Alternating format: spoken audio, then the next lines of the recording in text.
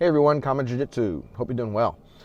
You know, one of the things in life that Jiu-Jitsu has taught me, and I'm sure it teaches a lot of you things in life as well, but one of the things that I realize is that it's the old thing about do something that you love doing. You'll never work a day in your life. But the thing is, do it because you want to do it. Don't do it because you have to do it or you feel you have to do it. And certainly don't do it for someone if you expect anything in return, right? So the thing is, you know, somebody does you a favor, somebody does me a favor. I always try to be gracious. I always try to show gratitude. I always try to be thankful. But sometimes, you know, things slip through the cracks. And if I were to do something for you, expecting gratitude, and I don't get it, then I'll be pissed off. And if I do it for not only you, but you and you and you and you and you, expecting gratitude, expecting something in return, and I don't get it, I'm going to say, why am I doing this, right? I don't want to do this anymore, so I won't. But instead, I do it because it's the right thing to do. I do it because I like doing it. I do it because I like you and I want to do this for you. Whether you feel gratitude or not does not matter to me. I'm going to do it anyway. So it kind of brings up a story a couple of my brown belts were mentioning to me about a former student of mine, a student who was probably with me for about 5 years and maybe more. Never got more than a blue belt with me though. Just didn't come enough to train. It was just very sporadic in his training. And he was a police officer, very good guy, and ran a police academy for a local police department. So I just said, hey, look, you know, and I know, you know, I've done videos in the past about how police officers are really just ordinary people, right? They have a tough job that sometimes gets little respect. Although when I was growing up, policemen got a lot of respect from the citizenry. But today, very different, right? It's a thankless job. And sometimes they get put into situations where they need to know how to defend themselves. So what I did was I said, look, since you run the academy, why don't you let me come in on a day that you want to set aside for jiu-jitsu, and I'll bring in my team and we'll help you, right? We'll run the class for you. We'll do a seminar. And I think the first time we did a 4-hour seminar, and I think the second time we might have done an 8-hour seminar. We did a morning, we did a lunch break, and we did an afternoon seminar as well with all their rookies, you know, anywhere between 20 and 40 guys, and just teach them basic self-defense. So, you know, I did it for one time, and then I thought, you know, let's bring Dave in, right? And, you know, all no cost, right? I know that a lot of people go to the seminars that are held by, you know, another, you know, famous Gracie family members, and it costs a shit ton of money, right? But, you know, we've done it for police departments that are where the defensive tactics guys are members of ours, and we've done it for no charge. I mean, that's something that we actively try to do, right? Because, you know, we want to do it. You know, do we expect anything in return? No, not even a dime.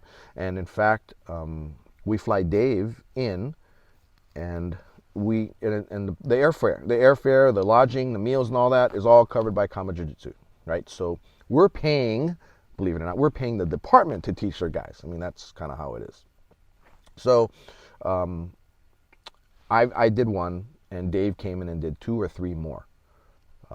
You know, different rookie classes. So we're running through, you know, curriculum to help them, to give them a leg up, you know, when they get out into the community.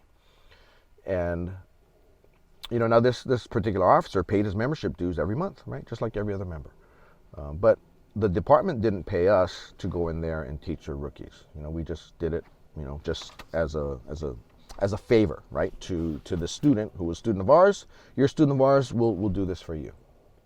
Well, you know, several years go by, and when he comes to train, tells me, hey, I want to teach children, and I'd like to enter your instructor training program. I want to do it as part of a police athletic league type of thing. So I'm like, yeah, no problem, you know. In fact, let me get you signed up for a kids class. I think it was a 9 a.m. class, you know, just go and teach that class on Saturday, and we'll get you into the program, right? Sunday morning instructor meetings, all that kind of stuff, you're in, right? Normally it's $500 a month, right? But no, for him, I set it all up for him. He hardly ever came. I mean, he did teach classes for a period of time, probably about 2 or 3 months, never came to an instructor training class, and then one day just stopped, right? Stopped training too, and then said that he'd get injured. He's an older guy, but like my age, 50s, and said that whenever he trained, he'd get injured. And just says, man, my body's just busted up. I can't do this anymore. So I'm like, I'm sorry to hear that, right? But okay, and so anyway, he stopped training with us. I figured he stopped training altogether. Bumped into him at a tournament, and like, hey, good to see you. What are you watching? Just kind of hanging out? No, he was a competitor for a school that's right down the street, run by good guys, so it's okay. I have a couple of students that went over there. It's a different type of jiu-jitsu. They do the sport stuff, and that's kind of like what they want. But I'm thinking, wait a minute, I thought you were injured and you couldn't train. You always got injured, but he was competing for the other school. Never did compete for us. And then I see on Instagram he's starting a police training program at the other school. Right? And I'm like, okay, this is brought up to me by students of mine and say, hey, check this out. And look, oh, wow, okay. We went over there and did multiple hour seminars, multiple occasions to help his rookies. And, it's one of those things, like I said, I'm kind of disappointed. But at the same time, like I said, I did it out of my heart. I didn't expect anything back. But it just kind of goes to show that if you expect something in return, then expect to be sorely disappointed. So that's why I've always lived, maybe in the last 10 years, I've always lived with the thinking and the theory that I'm just going to do because I want, and I'm not going to expect anything. Because if I did expect anything, then I'd be pissed off. But, that doesn't stop me from being disappointed and going, wow, okay, right? But, for other police officers, would we not do again what we did? No, of course we would. That's not an issue. But it's just a shame that, things kind of happen that way. But, I wish him all the best, and, and I wish success for him. But let's just kind of think of this video as kind of a life lesson. Don't expect anything from anyone. Just do because you want to do. And this is something I tell my children, I tell my students, and I also tell myself, and I remind myself, And I actually got this from Dave. Dave was one who would always do and would never expect anything. But since he's always done for me, I'm always thankful to Dave for being my jiu-jitsu professor. And I myself try to make Kama Jiu-Jitsu, I try to represent Kama Jiu-Jitsu to the best that I possibly can because of what he's done for me. I want to make sure that I'm not the one that makes him look bad, right?